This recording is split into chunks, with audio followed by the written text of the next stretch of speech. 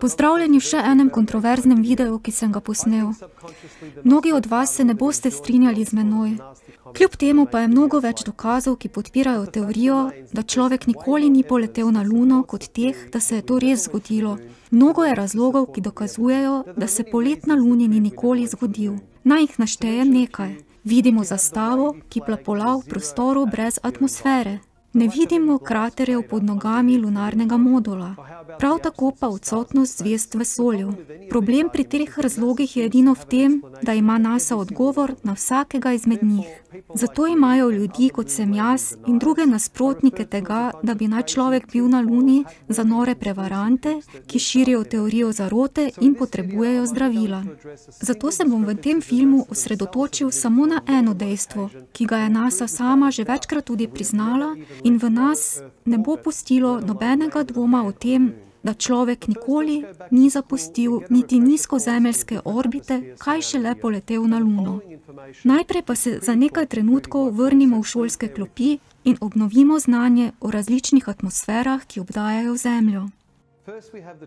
Najprej je tukaj troposfera, ki je najnižja zemeljska atmosfera, v kateri se dogaja vreme. Začne se na površju Zemlje in se dviga od 6 do 16 km nad Zemljo. Nato imamo stratosfero, ki se dviga do približno 56 km nad površje Zemlje in je večplastna v temperaturi. Višji in hladnejši sloji so bliže Zemlji, in tako smo zaščiteni pred ozonom in ultravijoličnim sevanjem Sonca. To je tudi plast, v kateri letajo letala in je prosta vremenskih sprememb. Nato sledi mezosfera, v katero padajo meteori in v večini zgorijo ob stopovanju. Dviga se približno do 80 km nad zemeljsko površino. Temu sledi termosfera, ki se dviga približno 640 km nad zemeljskim površjem in zrak tukaj je zelo redek. Tudi temperature tukaj so že zelo visoke, od 200 do 500 stopinj Celzija in od 500 do 2000 stopinj v zgornjih plasteh. Zadnja, a ne najmanj pomembna, je eksosfera. Temperatura tukaj lahko variira od 0 do 1700 stopinj Celzija in to je najbolj oddaljena zemeljska atmosfera, ki se dviga približno 9920 km nad zemeljsko površino. NASA pravi, da je nizkozemeljska orbita oddaljena približno 1920 km od zemeljskega površja.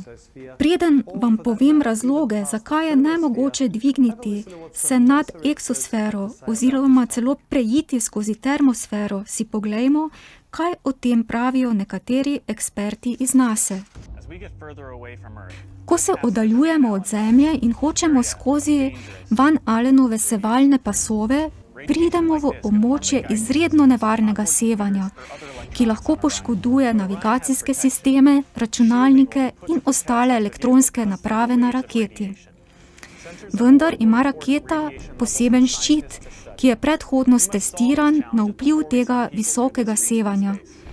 Posebni centri na raketi izmerijo stopnjo radiacije, ki jo potem znanstveniki preučijo, kajti te izzive je potrebno seveda rešiti, preden v ta prostor v vesolju pošljemo ljudi. Počakajte, torej pravite, da preden sploh lahko pošljete ljudi v to sfero, morate rešiti problem radiacije Van Allenovih sevalnih pasov? Sedaj sem zmeden, ali tega problema niste rešili že leta 1969, ko ste poslali astronavte na Luno in nato zaporedoma še 5-krat potem? Prav tako premikamo meje tega, kam gremo najprej z raziskovanjem. Menim, da je to v človeški naravi in to je vsekakor začetek tega, da bo človek kmalu zapustil nizkozemeljsko orbito in zagotovo načrtujem, da bom tudi sama zraven. Torej, to je NASIna astronavtka, vendar izgleda, da ji še nihče ni povedal, da je človek že prvič zapustil nizkozemeljsko orbito. Tukaj imamo še enega astronavta, ki mu niso povedali o pristanku na Luni pred 50 leti. NASA načrtuje izdelavo rakete imenovane SLS, ki je izredno močna raketa, mnogo večja od teh, ki jih imamo danes. Sposobna bo izstreliti Orionovo kapsulo z ljudmi na krovu, kot tudi druge pristajalne module spustiti izven zemeljske orbite. Trenutno letamo samo v naši zemeljski orbiti. To je najdlje, kamor lahko gremo. Ta nov sistem, ki ga gradimo, nam bo dopustil, da se dvignemo izven orbite in pošljemo tja tudi ljudi v znanstvene namene. Želimo priti bliže Luni, Marsu in asteroidom. Veliko je destinacij, kamor bi lahko šli, in ta nova raketa s posebnimi novimi komponentami nam bo to omogočila. Ko potujemo nad nizkozemeljsko orbito, posadka pride v stik z zelo izredno močnim sevanjem. Zato je potrebno izdelati posebne varovalne sisteme za posadko in tudi posebne elektronske sisteme, ki bodo zmožni prenesti to ekstremno sevanje. To pomeni, da so bili Michael Collins, Neil Armstrong in Buzz Aldrin izredno nadpovprečno odporni ljudje, da so prestali tako brutalno močno sevanje. Glede na to, da se mora ta izziv še danes rešiti. Kako je mogoče, da smo imeli takšno izjemno tehnologijo leta 1969, v letu 2017, pa še vedno delamo na tem, pol stoletja kasneje? Našel sem zelo pametnega astronauta, ki nam bo pojasnil zadeve, zakaj nismo več priti izven Allenovih sevalnih pasov. Sam bi prišel na Luno v nanosekundi. Problem je v tem, da nimamo več te tehnologije, ki smo jo včasih imeli. Uničili smo jo in postopek pridobiti jo nazaj je zelo boleč. Ojej, mislim, da je ta mož pravi primerek tega, kar se zgodi, če si izpostavljen premočnemu sevanju. In če si vi, ki ste mladi, želite postati astronauti, potem ne pozabite napisati v svojem rezimeju, da ste zelo dobri lažnivci. Že z samimi temi izjavami nasinih strokovnjakov bi lahko na zelo enostaven način dokazal mojo poanto, o kateri ne bi bilo več mogoče dvomiti. Vendar vem, da za marsikaterega skeptika izmed vas tudi te evidence niso dovolj. Zato dvignimo mojo teorijo na naslednjo raven. Na sliki vidimo lunarni modul, ki so ga postavili na Luni in je danes ponosno razstavljen v Nacionalnem vesoljskem muzeju. Po besedah NASA je material, iz katerega je zgrajen ta lunarni modul, aluminijeva zlitina, nerjaveče jeklo, titan, niklovo jeklo in steklo odporno na vročino. Spomnite se, ko smo prej pregledali različne atmosfere Zemlje. Obe, termosfera in eksosfera, imata temperature med 0 in 2000 stopinj Celzija. Tako sem premislil o materialih, iz katerih je sestavljen lunarni modul. Najprej imamo tukaj aluminijevo zlitino, katera se stopi na temperaturi od 436 stopinj. Nato imamo nerjaveče jeklo, ki se stopi pri stopinjah od 1510. Nato imamo niklovo jeklo, ki se topi na temperaturah od 1453 stopinj. In seveda steklo odporno na vročino za okna, ki se topi pri 760 stopinjah. To pomeni, da se bi bil lunarni modul s posadko stopil še preden bi prešel vso termosfero. Kaj šele, da bi sploh prišel do sevalnih pasov v eksosferi. Da bi astronaute zaščitili pred Van Allenovimi sevalnimi pasovi, bi moral lunarni modul imeti 182 cm debel ščit. Kar je v resnici imel, pa je to. Resnično, edini ščit, ki smo ga imeli, je bila aluminijasta plast debeline enega lista.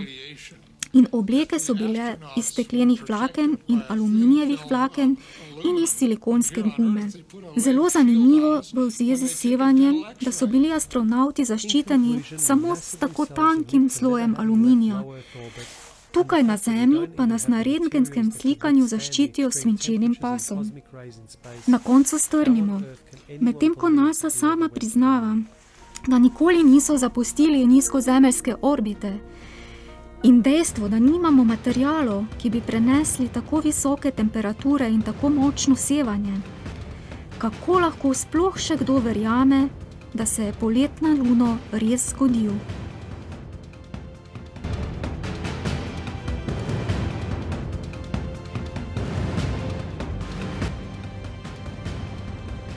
Spoštovani gledalci, dragi prijatelji, tudi Jezusovi v veri, v drugem delu naše oddaje Na robu znanega, oddaje o vesoljskih tehnologijah, Centru vesoljskih tehnologij v Vitanju, ko gostimo gospoda doktorja Dominika Kobold, ki je direktor in vodja tega centra. Se bomo nadaljevali naše pogovore in bi ga vprašali predvsem o njegovih še dodatnih, bi rekel, stalnih razstavah, ki jih imajo v njihovem centru, in obenem tudi še s tem širili naše obzorje, pa se dotaknili tudi vprašanja o Bogu v vesolju, recimo, in vprašanja o tem, kako vesolje dokazuje Boga in podobne stvari. Torej, pripravljeni smo na nove informacije, da zvemo, kar je bilo neznano. Gospod doktor, še enkrat prav lep pozdrav in hvala vam za vašo prvo oddajo, za obširne informacije o vesolju, o tem, kako smo Slovenci tudi vesoljski narod z tehnologijami, z našim Hermanom Potočnikom, in bi midva nadaljevala pogovor o vašem centru, ki je vse bolj odmeven tudi v Evropi in po vsem svetu. Kakšne stalne razstave imate v vašem programu? Če smo prej nekako končali z to razstavo Podobe Zemlje oziroma razstavo o Kopernikus sistemu opazovanja Zemlje in nadaljevali z Luno, lahko povem, da imamo tudi razstavo o Luni, didaktično razstavo, ki nekako spoznajo vse tiste bistvene karakteristike Lune, tudi kako je nastala, kakšni so pogoji, tudi te Lune namene. Ob tem pa je še interaktivna soba Vesolje 360, ki pa s pomočjo animacij, pa res takih atraktivnih izobraževalnih videov spoznavajo vesolje. Tukaj je tudi predstavljeni recimo vsi planeti, Zemlja, interakcija Zemlja, Luna, Luna, različne misije, raziskovanja, spoznavanja vesolja, in to je res tako zanimivo, ker na tak res doživet način, kot da bi bili v virtualni resničnosti, pa še interaktivno je, da se lahko sami s pomočjo funkcij, ne vem, preko računalnika izbirate, kaj boste gledali. Torej, kdaj je nastala Luna in kako je nastala Luna? Eni govorijo, da se je v Zemljo zaletel neki planet in je potem del Zemlje se je nekako odcepil, ali kako? Tako, to je... In kdaj bi se to zgodilo? Za koliko milijonov let je to zdaj približno, to ste me podobili. Torej, pred 15 milijardami leti bi naj bil prvi pok, ne?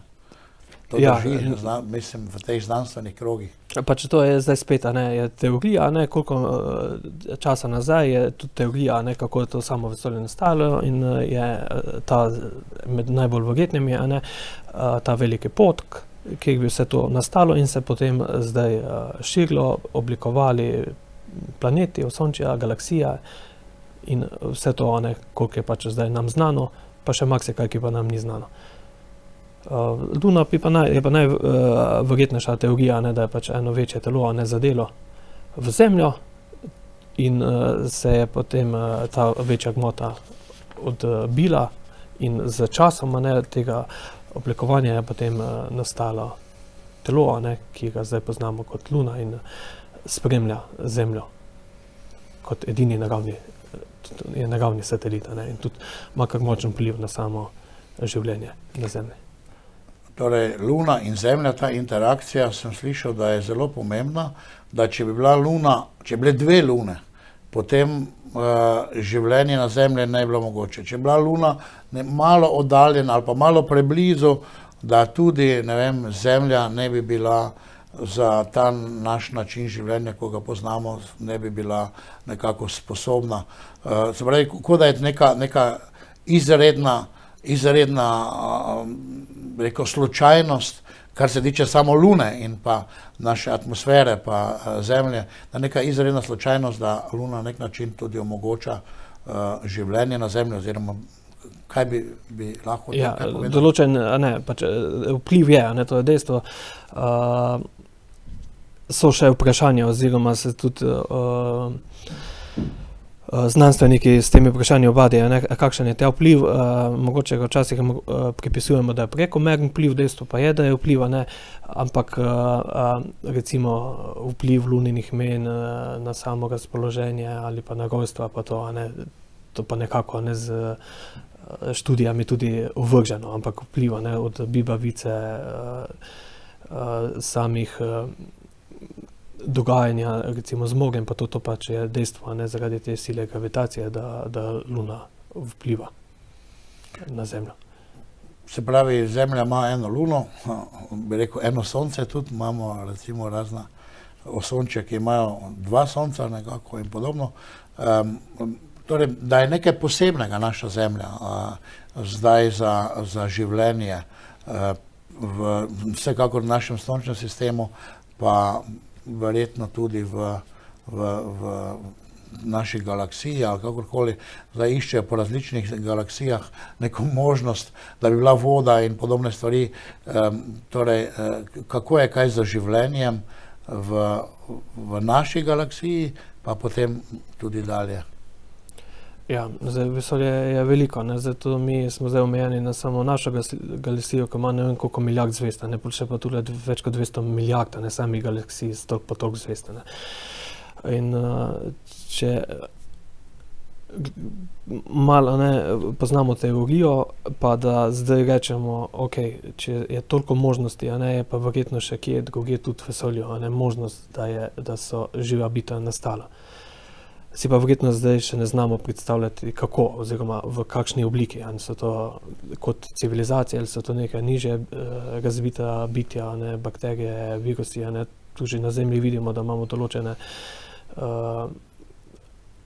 organske sisteme, oziroma živa bitja, ki so zelo odporna. Bakterije mogoče, ki niso na ogljiku.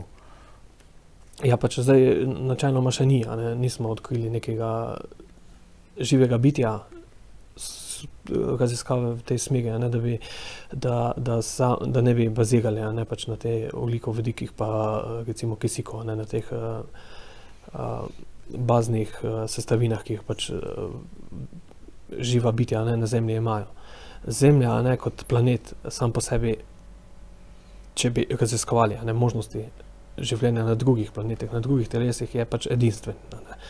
In je cel kup stvari, ki tvori naš ekosistem in nam omogoča življenje. Od same atmosfere, magnetnega polja, zraka, sestave zraka. Magnetno polje nas ščiti, kako? Magnetno polje je tudi utirjena je Zemlja.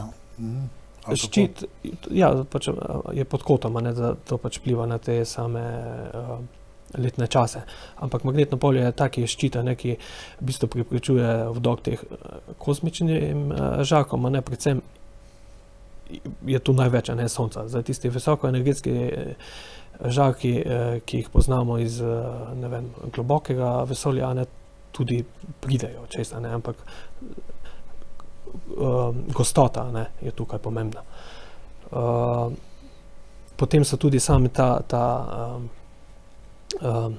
pritisk oziroma tlak, zračni tlak, hrana, voda, nihanje že zdaj, s tem segrevanjem samega ozračja imamo težave.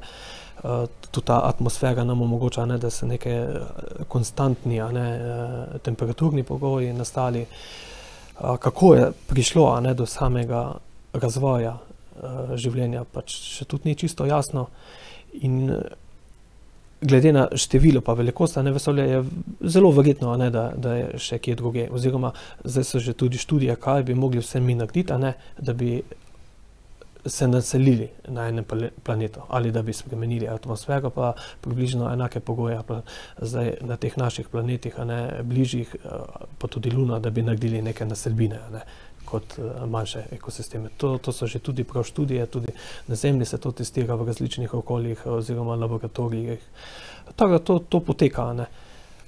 Se pravi, je Zemlja nekaj edinstvenega, pravzaprav zaenkrat nekaj edinstvenega. Recimo, mi smo pač katoliška televizija, verjamemo Boga, ne, je to neki izredni slučaj, bi rekel, neki izredna slučaj, bi rekel, ki pa naj ne bi bil slučaj teh okoliščin, ki so z vsemi razmeri oddaljenost od Sonca in da je neka pozicija in res je čudovit planet, kjer lahko mi živimo, ampak kljub temu je Vatikan dal, mislim, enih 5 let ali 10 let nazaj, ali malo manj, 5 let nazaj, eno izjavo, v kateri Vatikanski astronomski center in ti raziskovalci vesolja, tudi na osnovi teologije in vsega tega, kar so zdaj pač raziskali, domnevajo, se pravi, Vatikansko uradno stališče je, Vatikanskega centra za raziskavo vesolja, da je najverjetneje, da so še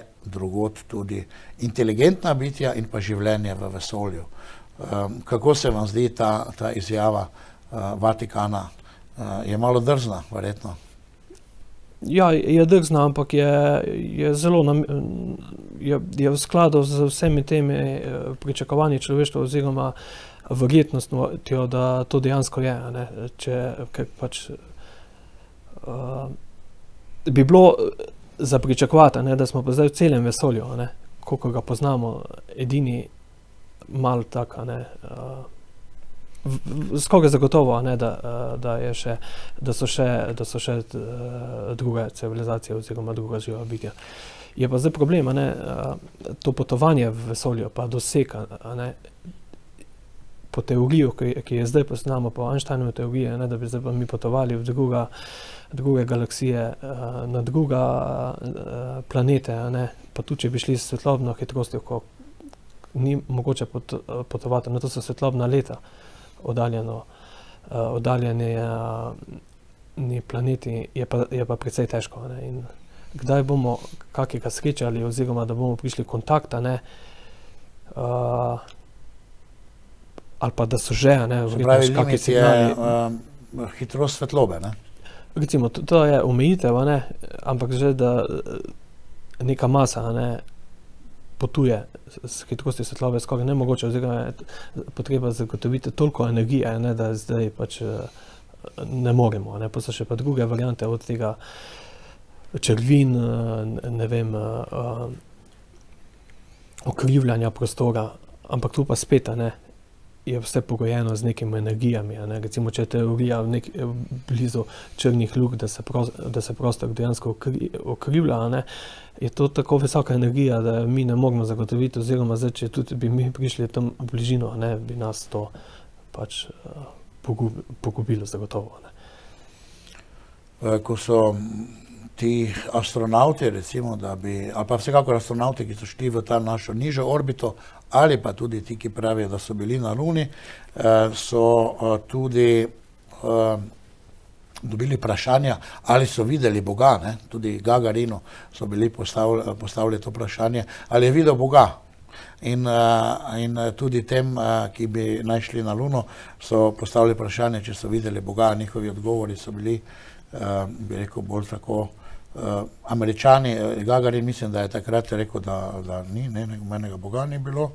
In ti Američani so pa rekli nekako v tem smislu, da so videli to čudovito stvarstvo in da so ravno preko tega videli veličino tega okolja, pravzaprav našega, v katerem mi živimo, ne. Kaj še veste vi o teh vesoljcih? Mislim, da so imeli gor tudi svetopismo, ali kako? Ja, na Luni. Zdaj ta prvi polet, kjer so obkrožili, to je bil, se mi zdi, da Apollo 9 Luno, ne, je bilo v času Božiča in so tudi pač imeli svetopismo, so brali, ne, in to tudi prinašali. Sam pristanek, ne, Apollo 11 bi pa naj pred samim vstopom tudi astronaut Aldrin, ki se tudi spustiva, ne, z pristajalnim modulom na Luno, ne, opravil tudi kratko mašo, ne. Neko daritev. Tako. Se pravi, je tudi Bog stopil na Luno. To vsekakor zanimivo. Ja, pa kako pa bi rekel ta visoka znanost in tehnologija, znanost o vesolju in pa vedenje o Bogu. Imamo te vrhunske znanstvenike, kateri tudi verne govorijo, nekateri so, nekateri niso verjetno, ne? Ali so vsi neverni? Ja, zdaj to ne vem, pač znanje, ne? Zdaj, verjetno je vsem tem znanstvenikom nekako vodilo znanje, ne? Če zdaj ni vprašanje verovanja, ne? To je sporedno. V prispodobi povem, ne vem, mi smo nekako v dogovoru, tudi da izvedemo Akademijo Mihajla Pupina, to je eden srpski znanstvenik, ja, ki je sicer izhaja iz pravoslavne vere, soustanovitelj NASA in izredno pomembna, tudi kot znanstvenika, tudi v Ameriki, in so bili zelo verni, predvsem njegova mama, starši, zelo verni in ga tudi v tem duhu vzgajali. Prav tako, verjetno v Ameriki je ta vera veliko bolj sprejeta, tudi vzgajajo tudi te zdaj znanstvenike v tem duhu in to nekako sprejemajo na kak način, je pač to zdaj odvisno tudi od njih oziroma od samega razumevanja. In citat mame Mihajla Pupina je nekako šel v tej smeri. Znanje je luč, ki nam pomaga skozi življenje. Znanje je tudi zlata lestev, ki nas vodi v nebesa. Torej k Bogu na nek način. V Bogu, oziroma še nadaljevala, Bog je povsod in tam, kjer je on, vse je njegovo delo. Recimo, še vedno, posebej v vesolju, ki je tako abstraktno, tako zahtevno, ostaje cel kup vprašanj, razumevanje, ki ga še mogoče ne dojemamo v celoti, ga še bo treba nekaj časa. In tem znanje se gradi in vera tukaj sama po sebi, oziroma zdaj iskanje tega Boga ostaja. In jaz mislim, da to ostaja vedno odprto. Lahko kot vera obstane. Tako. Bo pa se dopolnjevalo s tem znanjem, ki ga človeštvo nadgrajuje, pa z novimi dognanji. In v skladu s tem se bo tudi vera razvijala. Pravi, se ne izključuje ta znanost, verjetno ne bo nikoli odgovorila direktno na vprašanje vere ali pa, ne vem, no. Ker recimo Big Bang je zelo blizu, ta prvi pok, kjer pravi kvantna fizika, da je nastal iz nič in to slučajno. Mi pač rečemo, da mora biti v začetku neki Bog, nekaj mora biti. Pravi, oni priznavajo recimo stvarjenje iz nič, ki je in sam od sebe, nič sam od sebe je nekaj ustvarjeno. Tako, ampak na eni strani se pa spet za vprašanje pojavlja, če je pa vse kvantno, kako pa lahko iz nič nastane nekaj. Če to ravno, to je ravno vprašanje. In tudi tu, kam se to širi, zdaj recimo znano, da vesolje še širi, da se širi hitreje, kaj to poganja, to odzadje je pač neka energija, če je to velika energija, In ta energija ni znana, če je to neka temna energija, neka stvar, ki to poganja. A še bo to vedno širilo, ali bo prišlo do krčenja, to so pač... Tale znanstvenik Hawkins, ki je ta invalid, je dejal, da se bo vesolje samo širi pa krči, kot neki perpetuum mobile, se pravi, ne pa, da se energija troši, To je, ne vem, potem ni ničesar, ni osebnosti, To so težka vprašanja, ki pa nas ampak energija, tudi če se troši, energija se vedno ohranja, ne gre v nič, ampak potem nekaj drugega nastane in to je pač zakon o ohranitvi energije. Samo kdo je to energijo vložil, Znamete, kdo je to energijo vložil, ker znano je pa to recimo, da se vesolje hladi, oziroma da entropija bo na koncu, se pravi, da energija so pa te zahtevni termoenergetski zakoni, ki se pa tudi se spremljajo, ni pa zdaj nekih konkretnih odgovorov oziroma zakaj do tega. Ampak samim tem Big Bangom, prvim pokom smo prišli pa zelo blizu našega, bi rekel, razmišljanja o Bogu, ki je metafizično, ki mora imeti mimo vseh teh stvari, da je Bog ustvaril, Bog je edini večen potem, ne zdaj samo neka energija, da je ustvaril iz nič vse skupaj. Ne? Tu smo se precej približali, ne? Ali mislite, da ne? Recimo, če ta teorija ostane, ampak zdaj tisti nič oziroma pogoje, da je do tega prišlo, če bo ta teorija dokončno potrjena, recimo. Ne. Zanimivo mi je tudi tole, da sem gledal te reliefe izpred 6000 let, torej Sumerci, kjer imajo te Anunnakije, ki bi naj, ne vem, prihajali, poznamo tega Fondenikena, ki bi naj bili neki, kakorkoli neki više razviti, ali so prišli drugod vesolja na Zemljo. In se tam v tem reliefu se pogovarjajo z nekimi zemljani ali kakorkoli, nekimi podložniki, ampak od zadaj je naš sončni sistem. Vi ste rekli, da imate aplikacijo v sončnem sistemu, kjer je sonce v sredini, pred 6000 let.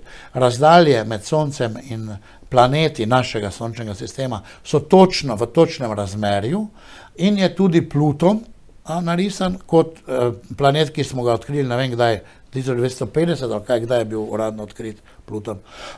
In potem še en planet, ki prihaja v naše osončje, še en, ki ga mi danes ne poznamo. Torej, to je fascinantno, kako to, da so oni imeli to znanje, da so vse te slike, pa vse te stvari, ne vem, verjetno vi se s tem v samem centru vašem ne ukvarjate, ampak o samem vesolju pa, ne, o našem sončnem sistemu. Ja, zdaj vse civilizacije, ki so nastajale, ki so bile že kar dobro razvite, so nekako začele, je ta razvoj, ki jim je te dosežke omogočil, oziroma je bil sporedn, se je dogajal z razvojem znanja. In tri področja, razvoj medicine, razvoj, ne vem, matematike pa astronomije. Večina teh prvih civilizacij je imela astronomijo zelo razvito in s pomočjo opazovanja, gledanja v nebo so že določene stvari, dokaj natančno predvideli tudi sam čas. Luna je že bila zelo v bistvu vplivi Lune, zelo nazorno prikazani in zdaj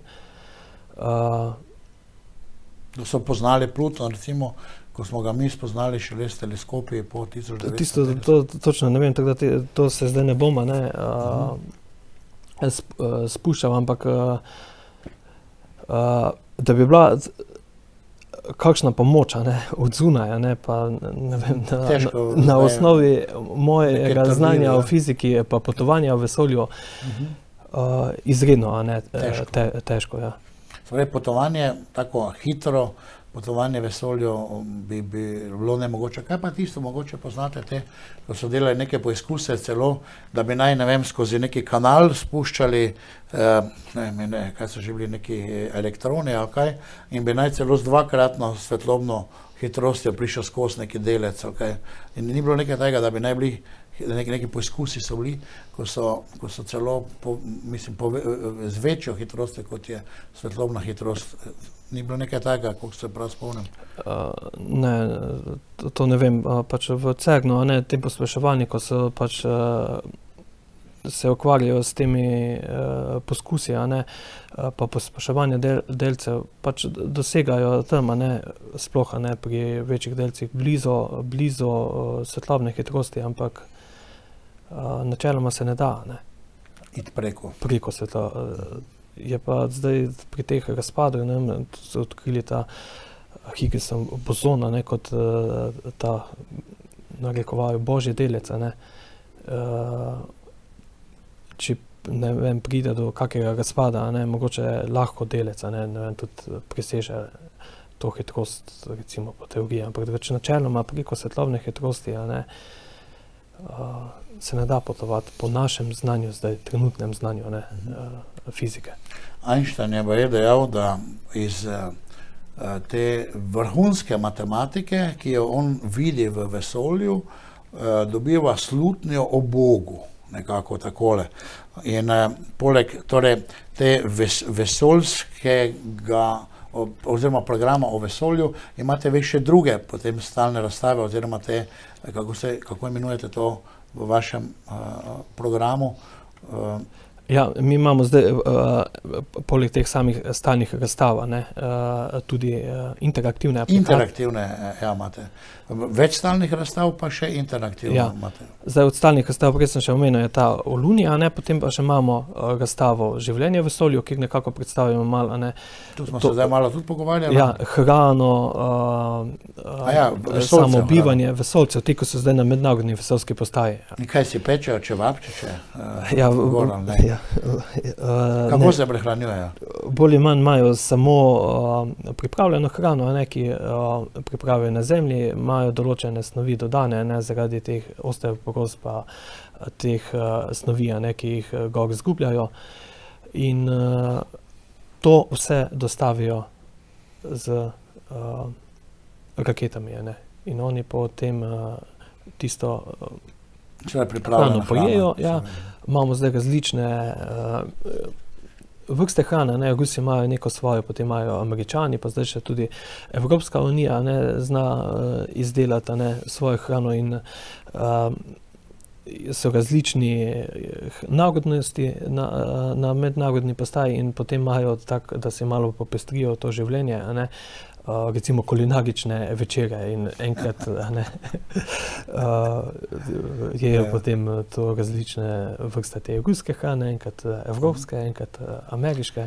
Se pravi, imate stalne razstave pa interaktivne dejavnosti.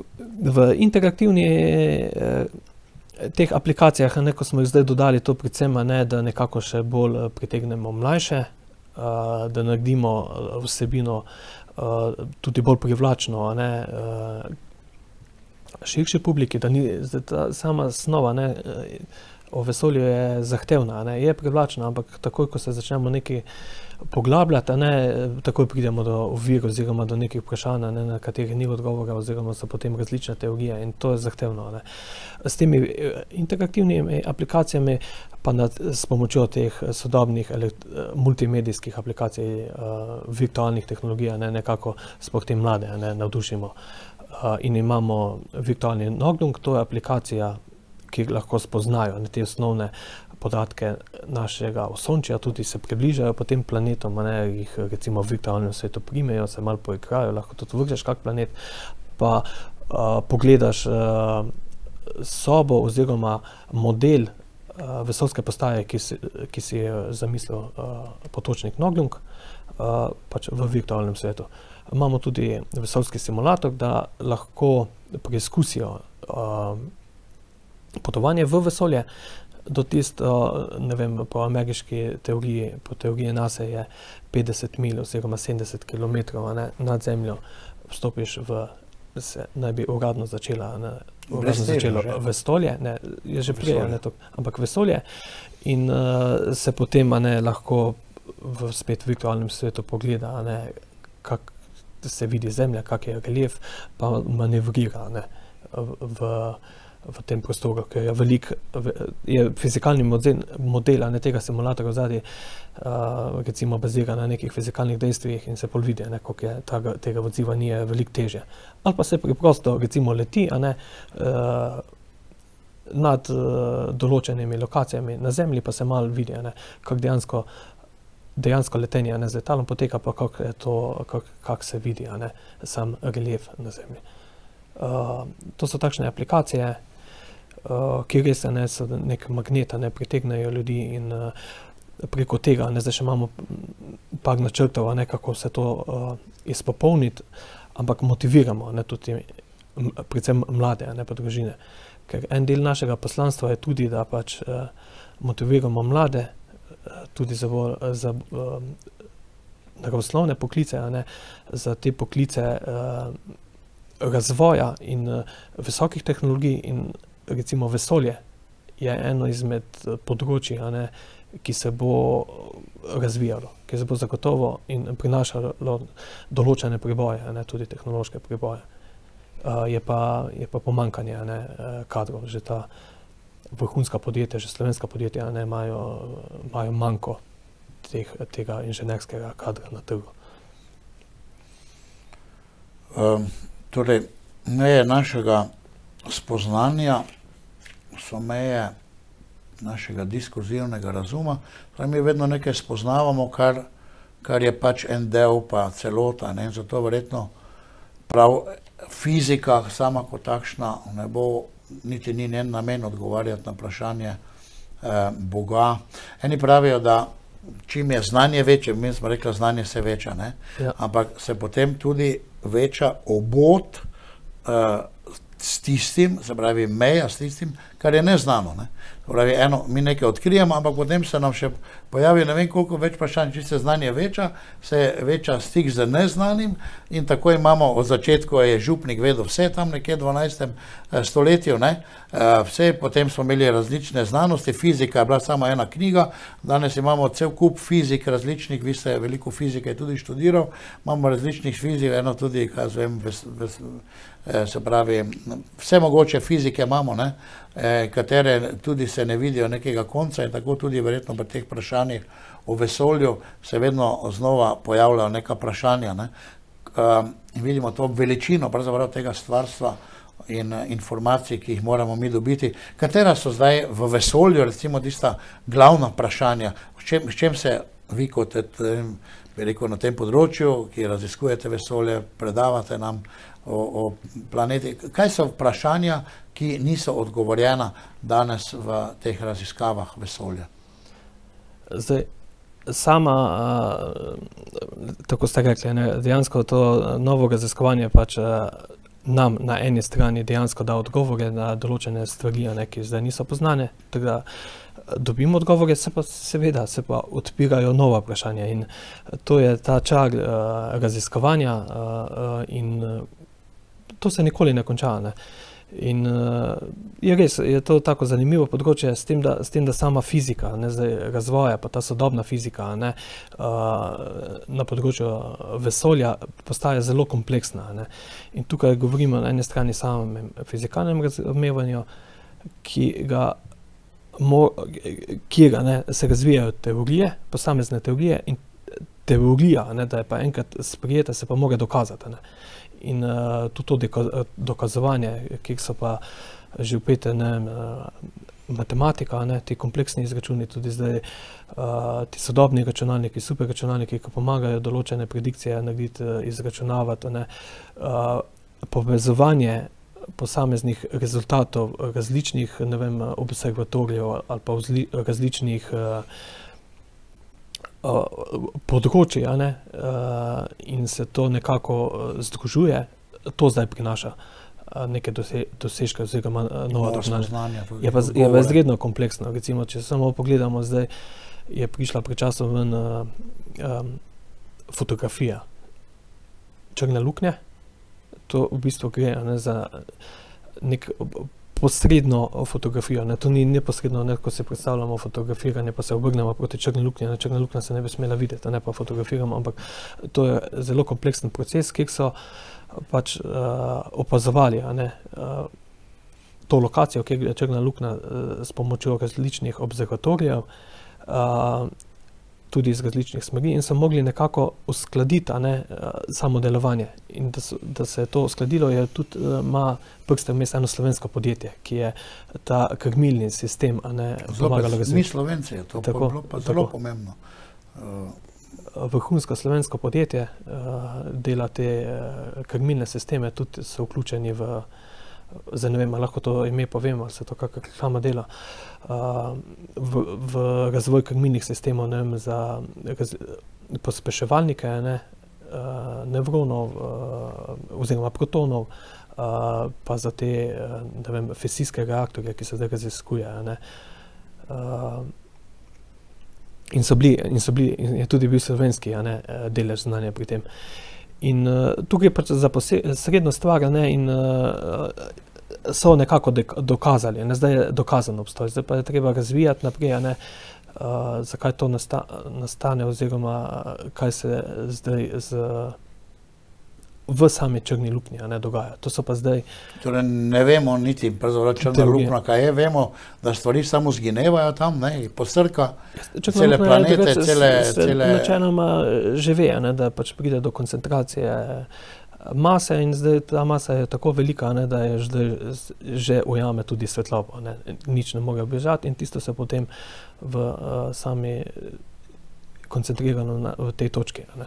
Tudi teh črnih luknj je po vesolju veliko? Jih je veliko, v bistvu naj bi imela tudi vsaka galaksija, ne, tudi naša galaksija, Mlečna cesta, ne, ima v središču eno, tista so tudi, ne, se prizadevanja, da se to zdaj tudi nekako, ne, še ne vem, posname oziroma, ker je dokaj blizu, ne, če lahko govorimo, ne, o razdaljah v vesolju, da je blizu, da se razišče pač dalje. In tukaj so projekti. Zdaj, svetovno gledano, ne, kaj bi zdaj naj bilo... Kam se širi vesolje, recimo? Tudi to se raziskuje. Ampak kaj naj bi bili tisti projekti, ne, zdaj, bolj zemeljski? Eni projekti, ne, recimo, zdaj pride tudi do nekega moralnega vprašanja. Ne, zakaj zdaj mi vlagamo v toliko denarja, ne, toliko resursov v razvoj vesoljskih tehnologij, če bi lahko te milijarde, ne vem, dali, ne vem, tem narodom, ne, ki imajo zdaj težave z hrano, z vodo, živijo v pomanjkanju, pa bi lahko vsi zemljani, a ne, na zemlji živeli v neki blaginji, a ne bi bilo težav. Ampak a je tudi naša, a ne vem, vrednote nam dovolijo, ne, da pač osvajamo, da gremo na druge planete. Pač to je cel kup, ne, še teh nekih moralnih zadržkov, ampak mi, a ne, človeštvo, ne, da je, če se vrnemo nazaj na pristanek na Luni, so se nekako združili, a ne, te znanstveniki, resursi, a ne, pa se je naredil nek preboj, a ne. Zdaj po 50 letih vidimo, da po sami tehniki, a ne, smo še vedno tam. In s tem, a ne, mi razvijamo stvari, ki bodo recimo posredno, a ne, čez nekaj časa omogočala tudi, ne vem, boljša življenje na Zemlji. Zemlja je tudi, kakorkoli gledamo, je minljiva, ne, in čez nekaj časa, ampak zdaj ne govorimo čez 5, 10 let, 100 let, ampak to govorimo več 1000 let, lahko tudi, ne vem, milijon let, ne, bo Zemlja pogubljena, ne, in oziroma milijone leta, ne, zaradi pač delovanja Sonca. Lahko pa pohitimo s kako tretjo svetovno vojno? S tretjo svetovno vojno, a pa pri velikih, ne vem, vplivov na okolje, podnebnih spremembah, ne, samo uničenje je ena izmed večjih, a ne, tudi verjetnosti, a ne. Pač rabimo, a ne, nek backup, neko novo možnost. In tu je pač ta nagon človeštva, ne, da bomo to naprej raziskovali. In projekti, a ne, ki se zdaj dogajajo, so v prvi vrsti, a ne, usmerjeni v to izboljšavo življenja na Zemlji, a ne, to so te satelitski sistemi, navigacije, zbiranje podatkov o Zemlji, a ne, kot ste rekli, da smo zdaj v zadnjih 3 letih v bistvu zbrali 90% podatkov o Zemlji, a ne, s temi sistemi opazovanja. In brez tega nekako si življenja zdaj, a ne znamo več predstavljati. Spet so tudi dileme, ali zdaj to omogočilo, da zdaj bolje živimo, ali je zdaj v bistvu ta tehnološki razvoj, a ne vem, en del pristnosti, a ne, našega življenja nekako ogonobil. Ampak mi gremo s tem naprej, a ne da se zavrteti časa nazaj in to se bo nadaljevalo. Drugi del raziskovanja pa zdaj to globje, a ne, vesolje oziroma planeti našega osončja. Mars, recimo zdaj Amerike, ne, predsednik Trump nekaj misij je bilo na Marsu. Podpisal ponovni, a ne, pristanek na Luni, ne vem, 2024. Mars, človeška posadka, oziroma zdaj se razvija posadka, ki je že zasnovana, se že vlaga v denar, so že razpisi, že ESA, to je sodelovanje ESA NASA, da bi šli na Mars in prinesli vzorce, ne vem, Zemlje nazaj na Zemljo. Mislim, nazaj na Zemljo in bi tu kaj analizirali, a ne. Najprej bi bila ta robotska misija, potem bi pač šli čez nekaj let tudi ljudje tja. Te raziskave potekajo, tudi zdaj bomo spet Slovenci, a ne, vključeni v en del raziskave vpliva gravitacije na človeško telo. Oziroma, zdaj, če bi šli na Mars, bi misija trajala leto pa pol, 2 leti, pač bo treba tudi rešiti vpliv teh kozmičnih žarkov. En del je pa tudi zdaj bivanje v vesolju, breztečnosti za človeka. In to je že recimo Nordnung raziskoval. In bomo zdaj dobili v Nordijski center v Planici napravo, ki bodo raziskovalci inštituta Jožef Štefan raziskovali vpliv mikrogravitacije z tako centrifugo na človeka in se bo ugotovili pač položaj samega človeka, pa kakva naj bi bila hitrost, da bi izboljšala oziroma kak bi bil vpliv na človeka, pa koliko časa recimo na dan ali bi mogel človek, recimo, če se gre na Mars, oziroma kakšne pogoje bi mogli zagotoviti, da to ne bi vplivalo. To so vse zdaj že raziskuje. Tudi te avtonomni sistemi pač krmiljanja na take razdalje niso več mogoče. In tukaj bo treba narediti inteligentne sisteme, umetno inteligenco, ki bo zdaj omogočala, da bodo določene odločitve se sprejemali sami, oziroma da bodo roboti te sistemi delali avtonomno. Recimo na Marsu je že bilo par misij, ki so podatke že poslali in posredno to znanje, ki se s tem osvaja, prihaja tudi potem v naša podjetja. Naprej, pač so pa te fizikalne teorije, širjenja vesolja, nastanek vesolja, pa odkrivanje planetov, recimo odkrivanje eksoplanetov. Antimaterija, kaže. Tudi kakšna materija, pogonski sistemi, to se tudi veliko vlaga, drugi pogonski sistemi, ionski motorji, to se vse raziskuje. Sproti ni še za nekih takih pribojev, da bi že to prišlo v uporabo, ampak to so področja, ki se zdaj razvijajo.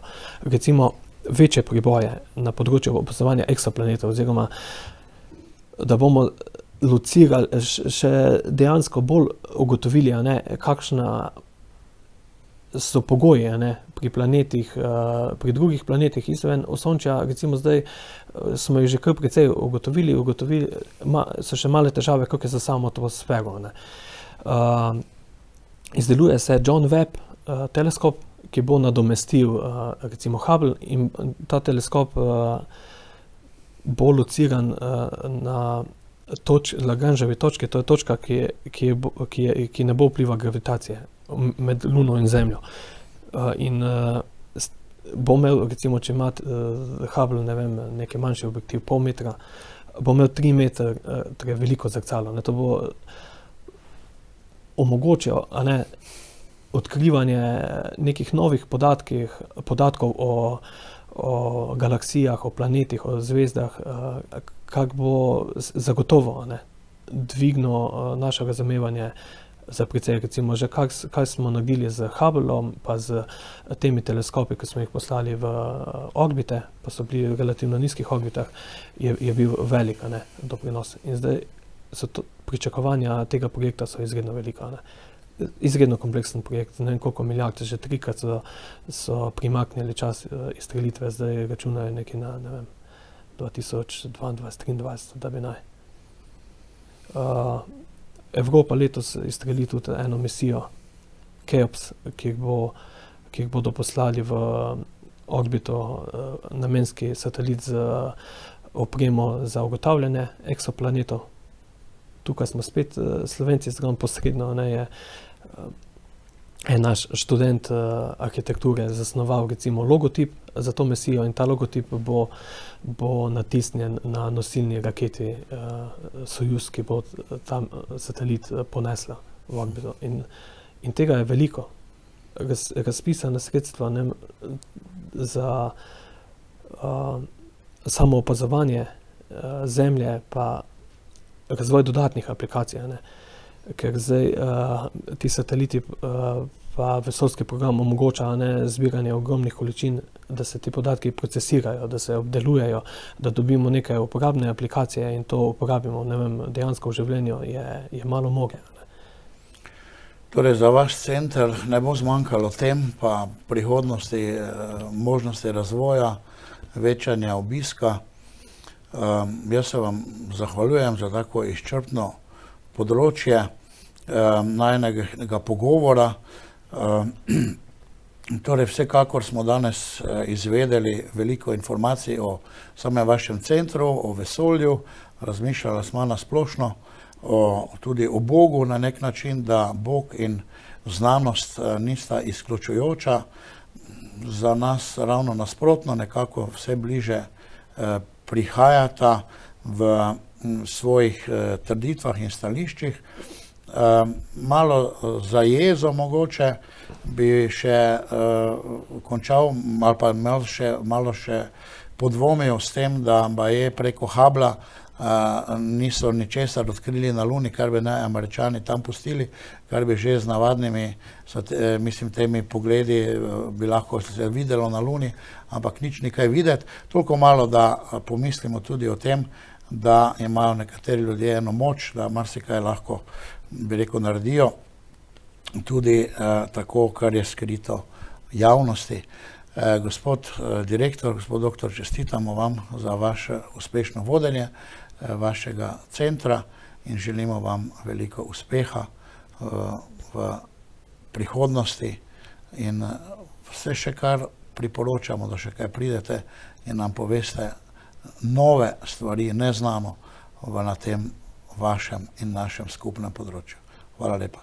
Ja, hvala vam tudi za povabilo. Ob tem bi še enkrat izkoristil priložnost in povabil vse gledalce, da pridejo na naš center, pa si določene stvari tudi pogledajo. Danes smo pač malo bolj splošno stvari se dotaknili določenih stvari. Imamo tudi načrte za nadaljnji razvoj, za prikaz nekih stvari, ki bodo zanimive za vse, ker kot v zadnjem času ta razvoj oziroma vlaganje v razvoj vesoljskih tehnologij izredno raste, je veliko zanimanje, to svetovno gledano in je tudi interes javnosti in za podporo tudi ministrstva oziroma drugih vladnih organizacij Republike Slovenije, ki so pač ta naš center spoznali kot center višjega nacionalnega pomena, se nadejamo nadaljnjega razvoja in da res z vsebinami, ki se dotikajo od tudi samega nastanka vesolja naprej, razvoja dejanskih aplikacij, ki so uporabne, pa tudi mogoče še potem bolj do teh abstraktnih dognanj pokažemo javnosti. Tako da dobrodošli. Hvala lepa, veliko uspeha, spoštovani in dragi, vse dobro in širimo svoje znanje, ohranjamo svojo vero, ki nam pa daje celoviti pogled in odgovore na naše vprašanja in ne bomo se izgubili ne v življenju in ne v vesolju. Vse dobro, srečno z Bogom.